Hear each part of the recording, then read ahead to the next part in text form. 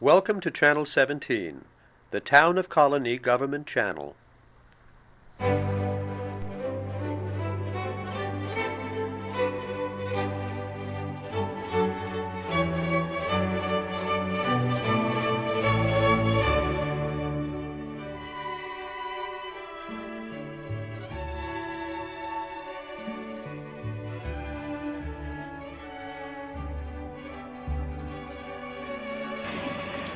Well, Cailin Brown is here. It's her fourth time here, our first four-time Noon Book Reviewer. I'm always happy that she wants to come back and always appreciate it.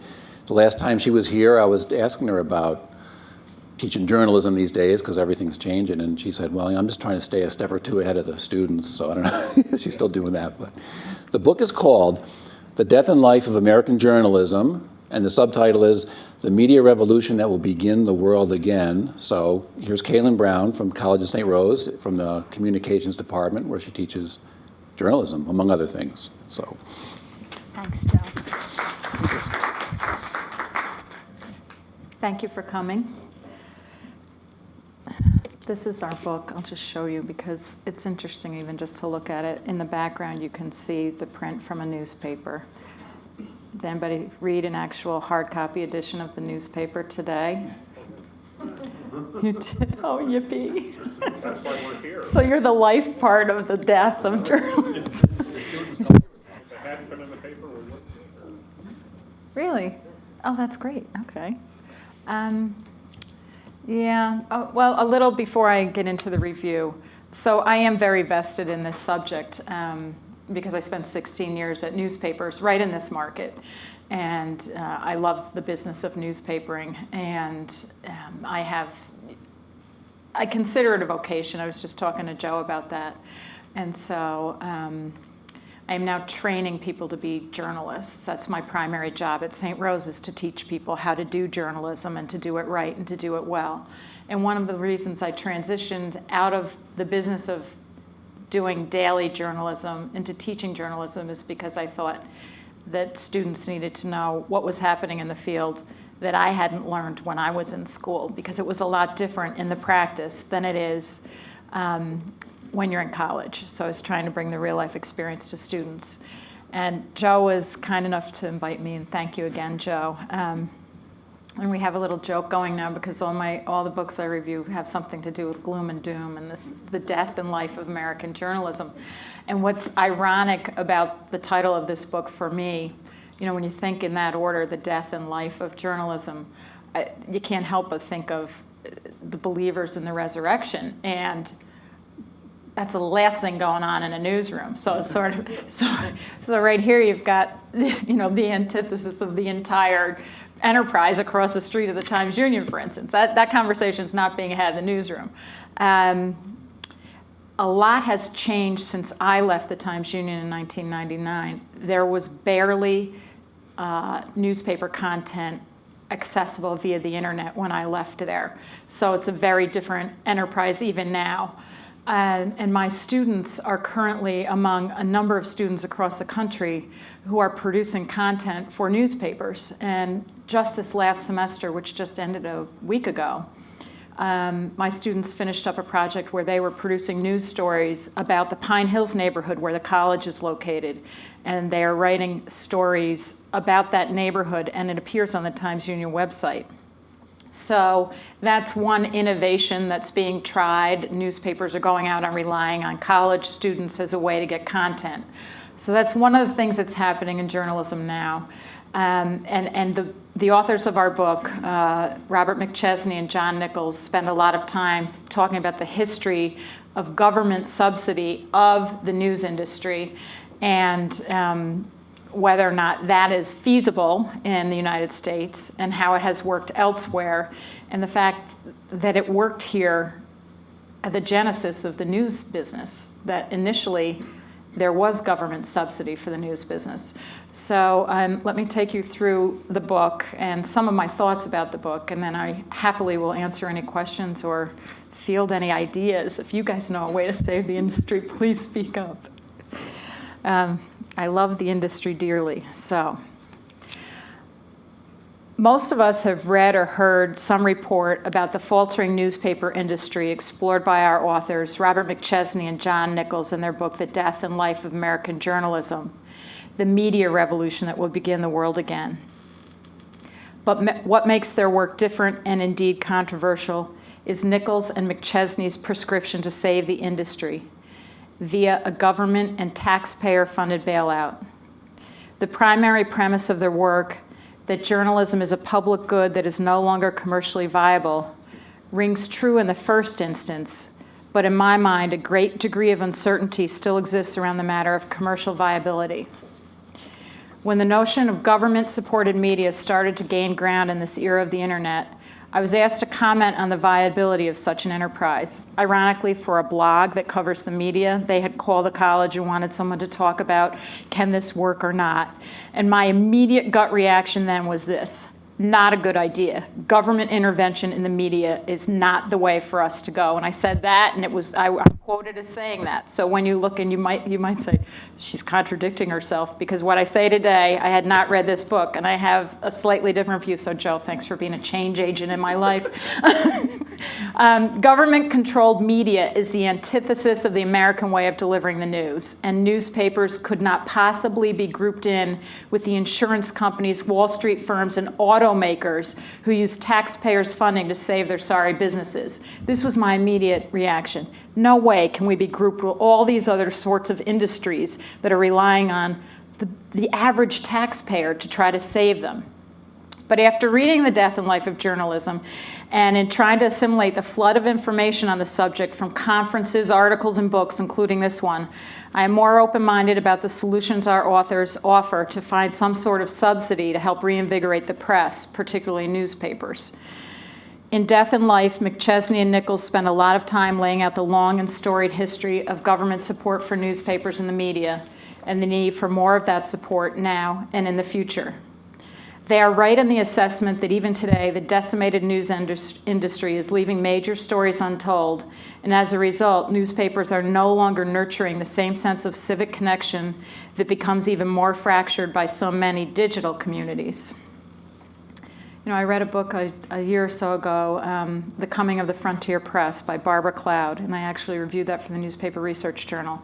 And in that book, it talked about as the press started to move across the United States out west, and how communities formed around the press, and the press was near the railroad stations, and communities became viable in a large part because the media and the newspapers in those small communities were holding together those communities. They created their own communities. And now I referred earlier to the digital communities being fractured because now everyone's on their computer talking to each other. You know, at my daughter's birthday party, all the little teenagers brought their cell phones, and they were not looking and talking to each other. They were texting people not in the room. To which my daughter said, "You're rude." So good for her. Our authors sometimes appear to contradict themselves, though, in one instance pointing out to the robust online journalism environment, in particular to the Huffington Post. Some of you may be familiar with the Huffington Post, which is an online aggregator. But while in one breath they seem to be filled with adulation for HuffPo, as is known particularly in New York, as a serious source of content, they follow up almost immediately with a reference to the fact that, like so many others that have come before, including television news, HuffPo is primarily an aggregator, not an originator. The site is filled primarily with links to stories that originated in a newspaper, whether it's in the hard copy or in the online version. It was newspaper journalists who created this, researched and found the stories. They take the work of others, HuffPo and other aggregators, and promote it or link to it. In Death and Life, the reader is made privy to the many initiatives that have developed over the recent months and years to reinvigorate the news. Foundations continue to support various journalism efforts such as ProPublica and the New England Center for Investigative Reporting at Boston University and the Wisconsin Center for Investigative Reporting. But McChesney and Nichols warn that foundation-supported efforts could be jeopardized when it comes to any conflicts of interest that might arise from the source of that support. Avoiding conflict of interest, though, is not an easy task. The heart of the argument here is that journalism serves the public, so it should be underwritten by the public. In fact, the book goes so far as to equate the value of journalism with the value of public education. Public broadcasting, while not used by all citizens, is supported by the citizenry and their tax dollars, and that model, essentially, is the prescription our authors want to put in place for the rescue and resurrection of journalism. They also say the rescue of journalism is necessary because it is a part of the American infrastructure. In order for democracy to survive, journalism needs to survive. Fortunately, the book does take to task the diminishing quality of journalism and its failure to live up to its promise.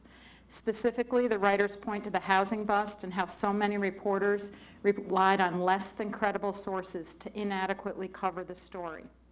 The failure on the part of the majority of the reporting corps to take a serious look at what ails America is one of the reasons that the media is failing. Audiences no longer look to a thin and weak product to shed light on their lives. Central to the argument in this book is the fact that in post-colonial times, the press was heavily subsidized by the government. The answer for now, then, goes back to subsidies, in fact, more subsidies. The authors look to the post office of the 1790s and how closely it was tied to the delivery of newspapers. Relying on the post office to subsidize journalism is one approach, if that journalism comes through the mail. But today, the post office is threatened by the internet too, and might even stop delivery on Saturdays to recoup some of its losses. Maybe this idea would help shore up the ailing postal system. How it will help daily newspapers delivered to homes in cities and towns is hard to say. The authors also suggest that the government should subsidize printing as it did in the old days. They point to research that shows that much of the journalism produced during this era of subsidies delivered quality to its audiences. The commercialization of newspapers is eventually what resulted in their current state. Profit-seeking newspaper owners and shareholders triggered a proliferation of products and a move away from a mission of public service. The conclusion from this recent history is that, our authors say, commerce is in open conflict with journalism, and journalism is losing. Their remedy for winning, then, includes a proposal for a multi-layered system that would grow from earmarked government programs and foundation-based underwriting. They suggest that a wall must exist between a subsidized media system and its right to oversight. Interestingly, they make note of the fact that the print product needs support until all citizens have access to the internet. So they have not foregone the idea that because so many of us access our news via the internet, that that's the only way and that's a solution, it lies on the internet. In fact, they are counting on their proposal to continue to underwrite hard copy journalism. They want the actual newspaper to continue to get delivered because they feel that there are people who are othered and left out of the mix because they do not have internet access, because not everybody has that kind of money. So they do suggest we could model the American system after countries like Sweden and Norway, where subsidies of the news industry work successfully. In Nordic countries, newspaper readership is as high as anywhere in the world. This is a good point to mention that while circulation of the hard copy editions continue to slide across this country, the number of people reading newspapers online has been escalating at a phenomenal rate. More and more people are online than ever. Joe mentioned that someone from the TU was over here and talked about their hits, and we've had people in our classes talking about the Times-Union and their increased circulation via the internet. The New York Times is posting record gains in readerships, but it's not translating into an equation that can be monetized because, as you know, especially if you access your information via the internet, you can get it just by clicking. Where the story by McChesney and Nichols seems to go awry to me is when they propose that certain publications get immediate postage deals so that magazines on both the right and left would benefit from such a subsidy. They go so far as to name some publications that might be helped, such as The Nation and The Progressive. They pick one from the left and one from the right to show they're nonpartisan. But, well, except that their stories have appeared recently in The Nation. But while they claim an arrangement of this type would be content neutral, someone needs to decide what constitutes journalism.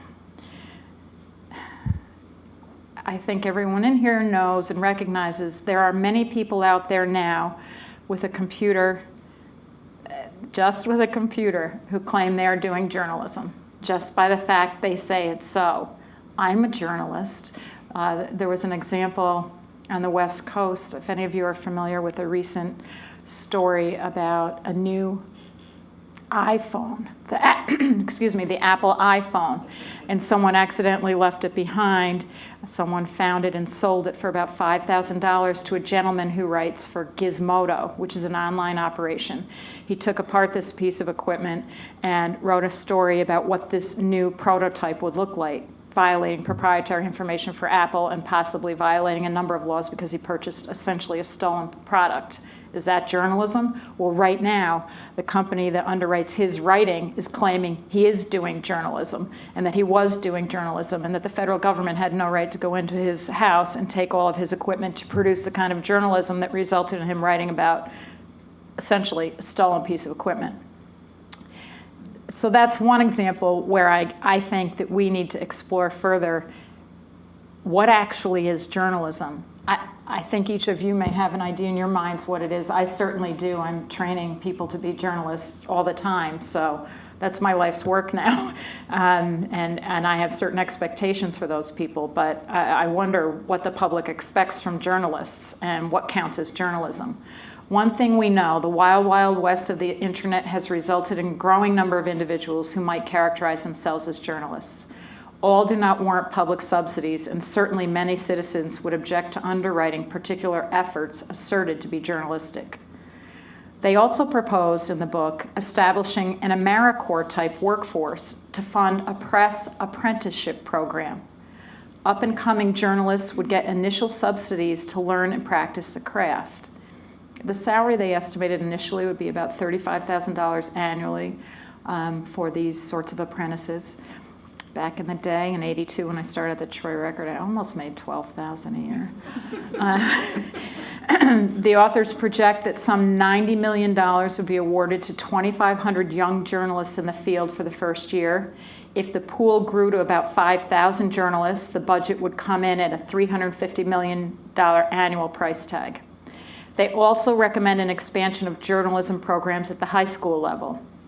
Students would produce journalism for consumption by all. This is indeed happening, as I mentioned, at some colleges and universities. Down at the Miami Herald, they're relying on a cooperative with a couple of universities down there who are producing content for both the hard copy and online versions of the Miami Herald. The authors also attack corporate journalism for its failure to live up to its purpose. Failing newspapers would be purchased by the government and strict controls put in place while owners are given a chance to restructure themselves. If that does not succeed, this plan would call for the newspaper to close. They talk about the possibility of models where trusts might be established to hold newspaper entities, or nonprofit models might be established, or low-profit models might evolve. A subsidy plan would not mean that the government would own the media, though, just underwrite it.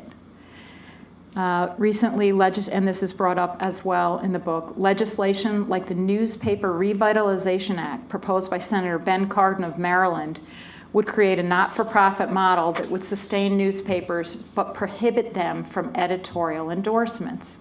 This would actually, as you know, be around election time. The industry and our authors object to this idea because what they see as a value to editorial endorsements. They think it gives a newspaper a particular identity and that it serves a purpose in the community. This reader has a different view. A newspaper could still build its identity without having to endorse a candidate. Strong reporting on candidates would certainly give citizens an indication of the best person for the job. Reporting, which is expensive and requires a lot of time. Researching, writing, re-researching, editing, all is a labor-intensive prospect and effort and takes an extraordinary amount of time. Wouldn't newspapers benefit, though, from more reporting than from editorials that tell people how to vote? That's the question. Who benefits more and how do they benefit? The author's argument on this front seems inconsequential to me. The book also looks to the world of public broadcasting and offers particular accolades to the British Broadcasting Corporation and suggests that the United States would benefit from a stronger public broadcasting model. Both PBS and NPR can serve the country even better since the demise of commercial news programming. So they see a chance to reinvigorate, boost up, make better PBS and NPR, all with the hope that they could rise to the level of what the BBC does and put forth the public good as the most important and not be a commercial enterprise intent on just making money. They look to the work of economists and suggest that the country needs a citizenship news voucher. This proposal would mean each citizen would receive a $200 voucher, only for a special reason though, intended to spend among nonprofit media entities. So you could pick and choose where you want your different $200 to go. It would work as a voluntary program though, like funding for elections, if you remember your IRS forms at all, or to protect wildlife. Well, I choose to donate some of my money to XYZ media organization. This funding is a central thesis of their argument. Our authors want Americans to voluntarily agree to donate money to shore up the news industry at a time when unemployment is at an all-time high and the news is barely delivering content worth reading, watching, or hearing. But if we look to today's New York Times, I mean today, this day, May 18th, which I looked at and changed this around a little before I came because I wanted to have some current, I wanted to see what was in the paper and if it was current, and it was. We can see why the argument for more and better media is warranted. There are two stories in today's New York Times that struck me as germane to the proposals set forth in Death and Life. One story describes the physical beatings reporters are enduring in Russia as a result of their decisions to write about the failings of government there. They go through a long list of reporters. This is all recent in the past couple of years, and the fact that at very, very small papers, circulations of 10,000, reporters have written stories and come home at night and are beaten up, one to the point where he has brain damage, is not able to talk anymore. So when you think about that scenario and then think about what's happening in the United States, we have different ideas of how journalism should be done. The Times relies on specific evidence to build a case that shows government is trying to oppress free speech at every turn. And I would actually recommend today's story in the Times about the Russian media as a way to think about where you think journalism belongs here in the United States. The other story that struck me in today's New York Times that I think is exceptionally relevant to the whole argument about the death and hopefully life of journalism has to do with Connecticut's Attorney General Richard Blumenthal, who's a candidate for the U.S. Senate. Over the years, Blumenthal has claimed he served his country as a Marine during the war in Vietnam. He's led the public to believe that he too was in Vietnam while we were fighting there. The Times relies on some evidence about Blumenthal's claims from former newspaper stories, including stories from the New Haven Register and the Shelton Times. It also found that the Hartford Courant had reported Blumenthal was a swim captain at Harvard, another untruth. That these small-town newspapers had not checked the facts in the first place indicates what our authors first criticized early in our book. Newspapers are struggling to serve the public with thinner resources.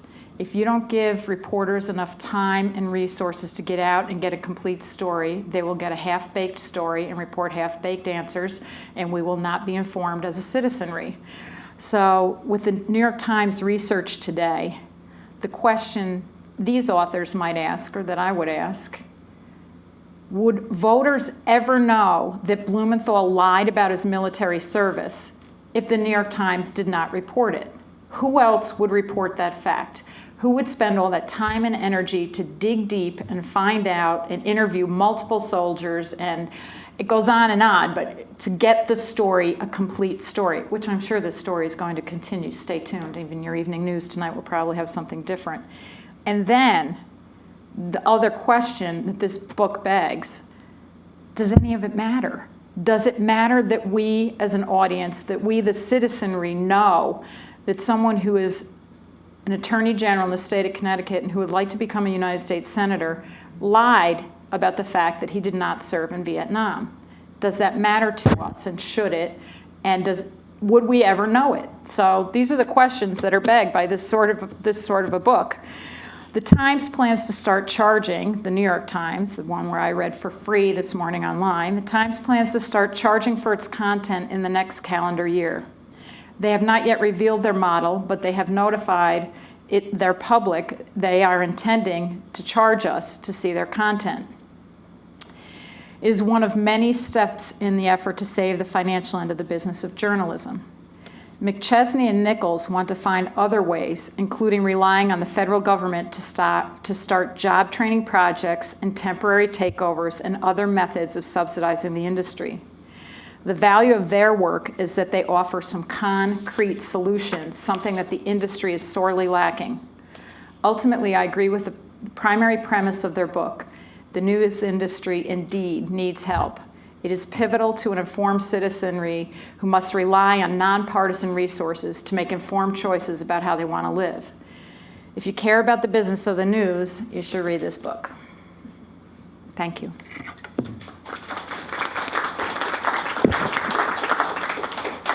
May I answer any questions? Yes? Cailin, the online newspapers, didn't they first charge, and then it went, free? I don't understand. There have been different experiences at different newspapers. For a while, the New York Times had something called Times Select. And if you wanted to read certain parts of the New York Times, for instance, Maureen Dowd's column, Maureen Dowd was my first book review here, but you had to pay extra to get access to certain parts of the newspaper. The Schenectady Gazette still charges for you to see full content. The Wall Street Journal still charges successfully to get its content and see it. But so many newspapers let, what do they say, the horse out of the barn, and now they can't get it back in there. So they are trying, though. There was a time where you could access newspaper library archives for free. And then the newspapers decided, we are going to charge to get that article. So if I wanted to get an article from a newspaper 20 years ago, I'd have to pay $1 and eventually went up to $2, depending on where you were looking. But now those prices have been pulled off, and that content is mostly accessible for free. It depends on where you're looking. So no one's come up with the best solution for this. They are afraid to close the doors because they think that people will look for the information elsewhere. I have somebody shaking their head in the back saying, yeah. And people are looking elsewhere, but what I think the greater public is missing is that the information elsewhere isn't going to happen if the journalists aren't there to do it. Because there aren't people out there just reporting out an entire story for the fun of it. That's not what you're finding mostly on the internet. I don't have anything nice to say about what you mostly find on the internet.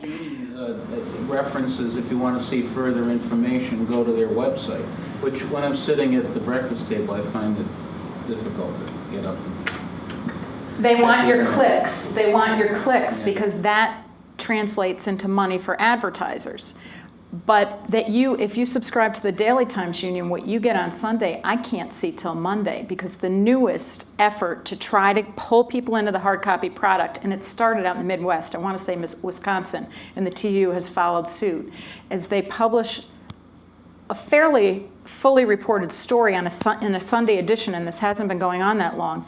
And then they tease on the website and say, if you want to see this story, and they tease all week before the story will be published, you can't see it on Sunday when everybody else who has the hard copy sees it. So they're trying to cross-market, get people who are reading online to read the hard copy product, because they need hard copy product to tell their advertisers, we are getting eyes on the paper. That's where still the bulk of the advertising is located, in the hard copy product, not on the online version. And that's not the time, that's particular to all of the newspapers out there. So, yes. Somebody told me an apocryphal story a while ago about a news reporter going out in the street and saying to people, to this man, there are two major problems facing America, ignorance and apathy. What do you think? And the man says, I don't know and I don't care. Aren't we sort of overestimating the public desire? When Michael Jackson's whole life played out before our eyes, and I'm sorry politically, but when somebody, the governor, former governor of Arizona or Alaska, dominates the news. And I can, one story after another. I read the Times-Union, I look at the People section, I scan it in about 3 seconds and move on because nothing in there is really of importance. But I was talking to Tom this morning over the first 4 months of this year, the warmest in recorded history. Now, doesn't that say something about global warming? And, you know, you wonder about the public, whether they really do care. I read the paper from front to cover, not every article, but I skim everything. At least 2 newspapers a day. And I worry about, you know, it used to be, I don't know if you still call it that, but online and news is peak reporting.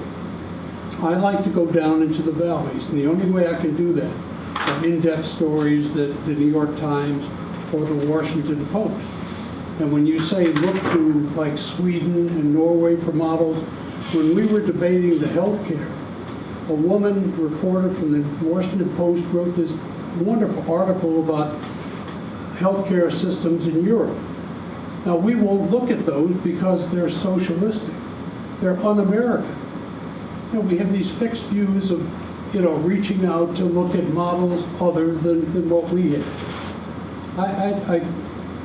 I worry about it. I'm worried about the intelligence quotient of, you know, what we're feeding out there.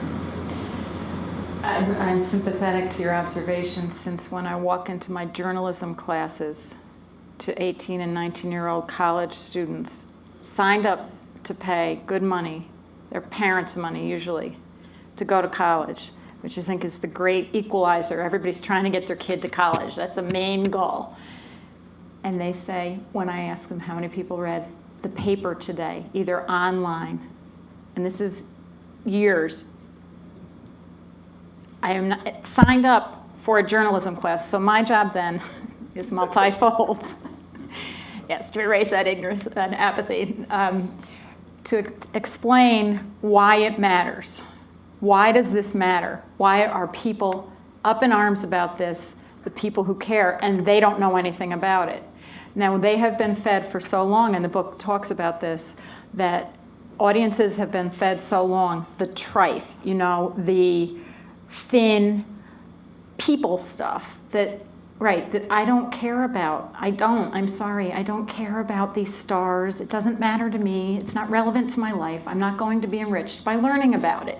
I'm not going to be able to decide who or who not to vote for when it's time to pay my taxes, which is, you know, what we care about. So I try to explain that. It's hard in a journalism class, but I think there's still, from after college to say my age, a lot of people who no longer read the newspaper because they say they don't have time. There's nothing in it. And part of the reason there's nothing in it is because of the commercialization, which has publishers wanting to publish what they think is easiest to get out for the least amount of money for the most readers. And that's the acting stories, you know, instead of where are my tax dollars going?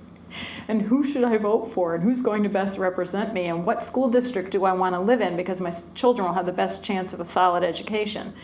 Those stories go unreported. Newsrooms continue to get thinned out for a variety of reasons. When I was in newsrooms, there did develop, and it gets talked about in the book too, a growing thickness of middle management.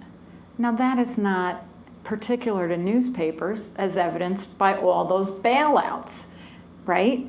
So for some reason, it became, well, money. But see, I'm a teacher, so obviously that's not my motivating factor. And I was a reporter, so still not. But because there was the thought that we can make a lot of money here, the idea that it could be done cheaply and with the fewest amount of people left us with almost nothing to read in the newspaper. There are very few stories that are relevant to us, the citizens, and what else can we do? So this is sort of saying, it's good for you. You need to pay money, citizenry, because it's good for you to have journalism, even if you don't know it, right? Just like the taxes are good for you. I don't know how it's gonna sell, but anybody else? Questions, thoughts? Yes? Is the definition of the journalist someone who just presents the facts and perhaps the opinions of other people, but not necessarily give their own opinions on a particular topic? That's an it depends answer. And Joe and I just had this conversation before we started today. More and more, particularly in the online environment, you're hearing more and more people sharing their own opinions and calling themselves journalists. In my classroom still, I tell my students that they should be collecting the information and turning into a story that helps people make a decision or that somehow enriches their lives. They are not part of the story. They get the byline, it says who it's by, that tells who wrote the story. The reader should know somebody wrote this story, so it's obviously through their eyes. But my students, and they sometimes get offended, you are not invited into the story, journalist. Your job is to collect, assimilate, figure out how it fits together, and then share it so that people can make decisions. So there are columnists who spent many years as journalists and then they become columnists. That's a kind of journalism, but we need more of the research, editing, and writing work that isn't getting done, and fewer people who are interested in sharing their ideas. We have lots of those. I know at the college newspaper, the Chronicle, which I've advised for several years now, all the students want to write for the opinion page. And when I first got there, there were 2 opinion pages in an 8-page paper. There's just a proportional problem there. So that we're down to 1, which I feel is a coup of some. But let's get some stories in the paper, right? Go ahead. A reporter's supposed to do those things, but like I remember being taught in English class that when you read a book, always find out about the author. So a reporter can't always hide his feelings or where he comes from. To be that objective when he reports something, isn't it kind of difficult, for that line to be perfect for a reporter when he's reporting something? That somewhere or another his background comes through. Absolutely. One of the first lessons they get in the first 2 weeks is I was never popular with this argument, especially when I team taught with Mark McGuire over the Times Union. We taught at UAlbany a class together. He was a big fan of objectivity, and a chapter in my dissertation is on the fact there's no such thing as objectivity, which probably everyone in here could see why you could say that. So if you start with that premise, there's no such thing as objectivity, right? We all walk in the room with our bags. Everybody in this room, we all walked in, we got our stuff. And with that, you're going to make decisions on how to play things. But it doesn't mean you can't try for accuracy and fairness and clarity. And these are things that aren't even happening now. So I agree with you. I don't ask people for objectivity because it would be an impossibility, but that you're collecting solid information and relevant. Are the sources in the stories relevant to what the story is about? I mean, think about who gets heard in stories and who doesn't get heard. Why do we keep hearing the same voices over and over again? Because they're easy to get a hold of? Yes?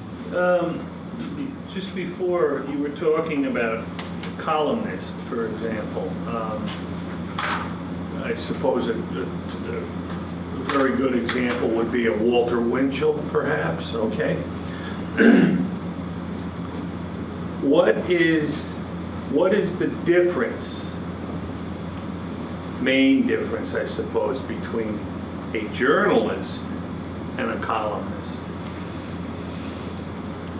I had the opportunity to write some columns for a while, and you can say what you think and make it clear to the reader that you think this particular way, why you think it, and you try, usually as a columnist, I know I always did, to persuade people to my side of the argument. So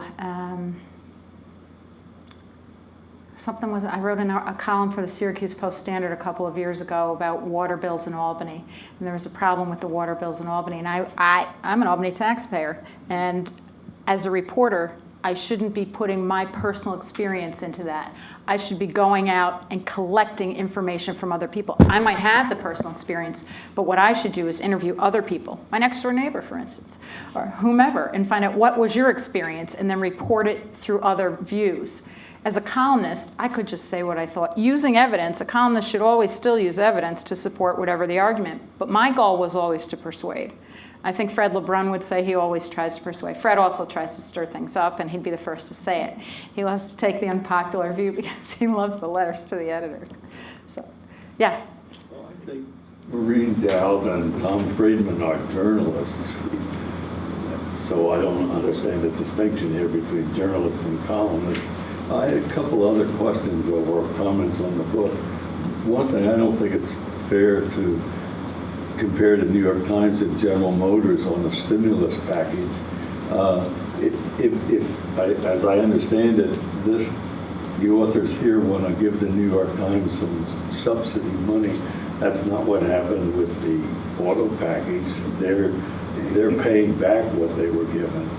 If you give this money, the problem, as you pointed out and he pointed out, is nobody reads the papers.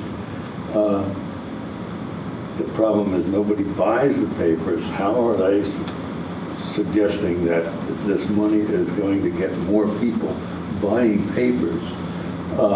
And if you get into the government, if you get the government into it, geez, we've been through enough with Sarah Palin and the Tea Party thing to see what would happen with people, with the government giving money to newspapers. We're going to be deciding every 4 years which newspapers ought to be getting subsidies. Do they go into that? They do go into the fact that if a newspaper doesn't get its job done, then they will be out of business. That subsidies, Get its job done. that's the question, that one of the questions that's left unanswered. Oh, they do talk about the fact that managers of these news organizations could be voted on. Yeah, well, I can't imagine that, voting for an editor of your newspaper. No. But they do, that does come up. They don't come out and say directly, how will we get more audience? How will we increase our audience share, get more readers?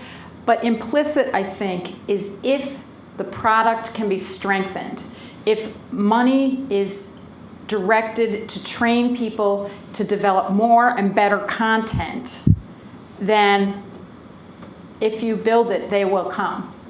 I think that's what they're getting at. Right now, there's not enough journalism being done. There are, some places, the Times, yes, the Post, yes. The Rocky Mountain News, though, was producing excellent award-winning journalism. The Rocky Mountain News, after almost 150 years, gone last year, shuttered. They didn't have, that was in a 2-newspaper town. I do not know if towns can continue to support that. I actually was hired first at the Knickerbocker News, if anybody remembers that, back in 1988. It was within 6 months that was gone.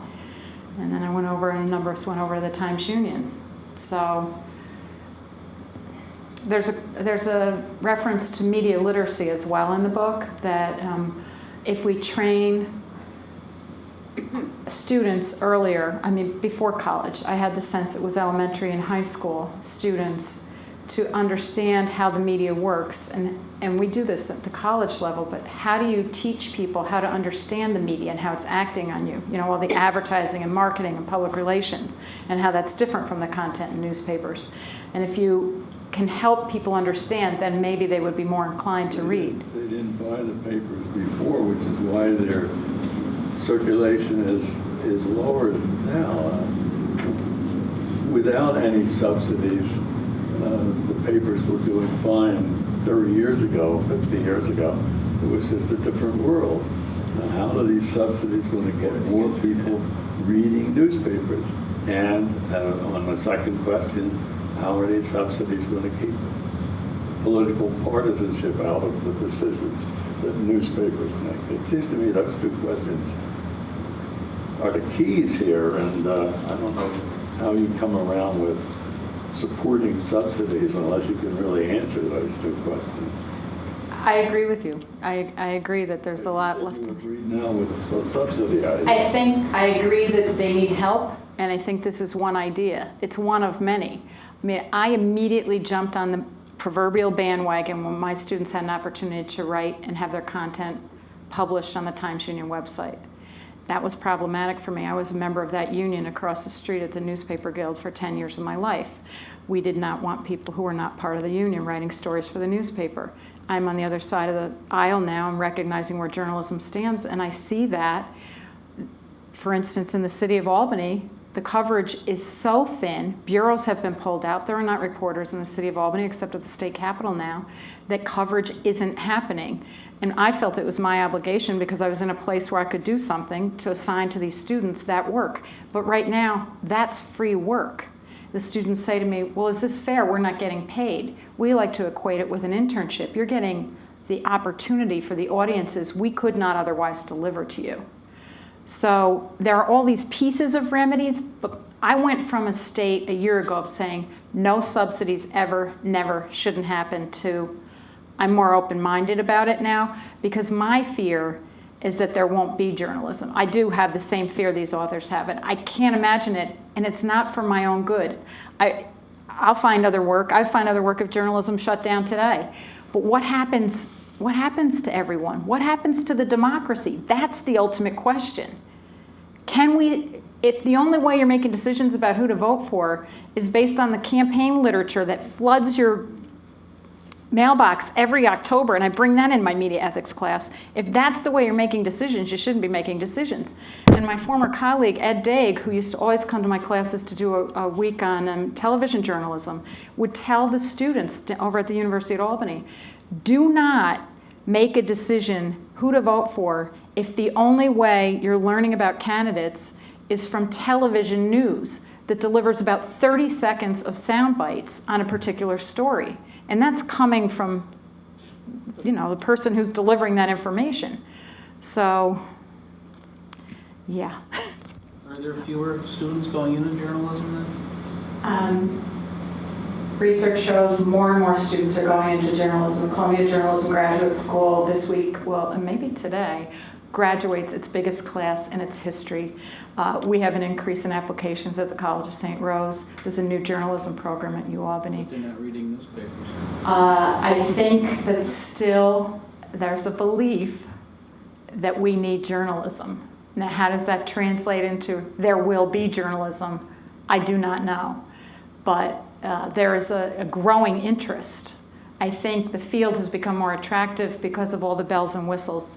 I do think that my classrooms have technology in them that I never, ever could have imagined would exist. And now I'm teaching this technology. Each of my students go out with a little flip camera, which is thin like a cell phone and about the size of the palm of your hand, and they can take high definition video, come back, so interview someone, upload it on a computer by just sticking the camera into the computer, edit it, and they can do that all in about 5 minutes. So it's extraordinary. So that's attractive, and it's not the only thing that's happening, but I'm all about the writing, but I need to be able to do these things too so that they can have a multi-platformed experience, which is what readers are demanding. Yes? I'm speaking now as a senior citizen. And looking back in time, I was always intoxicated with a written word, a book, a paper like the New York Times, with people roaming all over the world to get first-hand information and to write it so magnificently that I couldn't wait for the paper to come out. And now I find in the aging process that I'm intoxicated with the spoken word. I just am thrilled when I hear a person like our president, for instance, speak so that I listen, just cannot leave the room until every word is heard. And when I listen to television now, I can choose my stations. One is Democratic and liberal, one is reactionary, one is radical, a new one called the Tea Party. I find information immediate. And some of the panel discussions that I listen to are from people that have worked in newspapers, have traveled the world, can tell you where they've been just like that, and speak with authority and wisdom sometimes a little foolish, sometimes to be questioned. But it's a new world for me. And then I can see a new country protesting or doing something in their government that amazes me and horrifies me. Everything comes alive, and I no longer read the Times because I know the news already. And I know these people as if they were my friends, my family. And I don't know how many other people feel this way. It isn't only that I can't see well to read or hear well. It's just that I'm in a different world now, and words intoxicate me, whether written or spoken. It's still the love of my life. Thank you. Can you repeat just a little? Can you repeat just a little so we know what she said? I'm sorry, I didn't know you didn't hear her. I can't hear her. Oh, I'm sorry. This lovely contributor said that words intoxicate her, and that she often and always read the newspapers and was enamored with the content of what world traveling journalists did and how they reported their work. But of late now, she enjoys the spoken word and has developed a relationship with news purveyors who deliver it that way instead of written. I think I got that. Go ahead. I think people may not realize that journalism does lead many directions, because in my family I know there are graduates of journalistic schools in Syracuse who become PR people, who become radio, television people, not necessarily the anchors, they do the news. There are a lot of directions a journalist person can go than just in print. It's a wide open field for journalists. I don't think we should think that because the newspapers are dying that there won't be journalists, because it's such a wide open field of opportunity. That's what I tried to say. Thank you. A lot of the journalism, if you are a television news watcher, a lot of the majority of the stories that you hear on television were reported in a print product, and they are read to you from that print product. I was at dozens of stories to cover a story where a TV reporter would come up to me with a clipping of my newspaper story and say, "Can you tell me about this source," or "Who's that?" The first thing that happens on a television news desk is that the print product is ripped apart and passed out to different reporters to report the story, which has already been reported. Our students are often attracted to the broadcast end of the business because of the celebrity involved, which is all part of the problem. NPR and PBS are doing great journalism. The major networks often are doing great journalism. I was delighted with something Greg Floyd did at Channel 6 recently concerning state government. So it's not that it's not happening there. It doesn't, they have fewer resources than newspapers. Well, I'll just ask, where are the lobbyists when we start giving out money? We have regulation of all kinds, and it still doesn't work because the lobbyists get to whoever's giving out the money. And the newspaper industry and the television, they all have lobbyists, you're right. They do. It is a tangled web. What's been the reaction to this book in the journalism world as you travel in the journalism? I still think there is a strong resistance to subsidizing through the government. That's my sense of it, and that people are still concerned that that would compromise the product. But I do still also think that different entities are open to whatever might help them sustain themselves.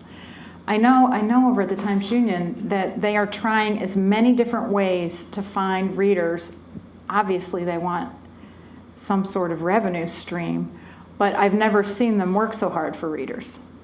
They didn't work that hard when I was there for readers. They didn't have to. We were the only game in town, and there was no internet.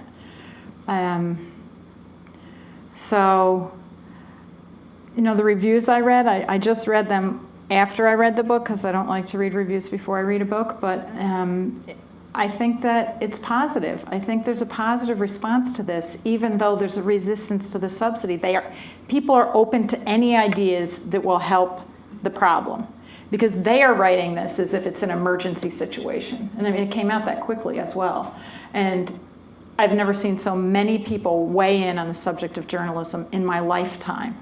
And I've been with journalism since 1982, as I have in the past 2 years, since the steep decline of advertising dollars and layoffs and closings.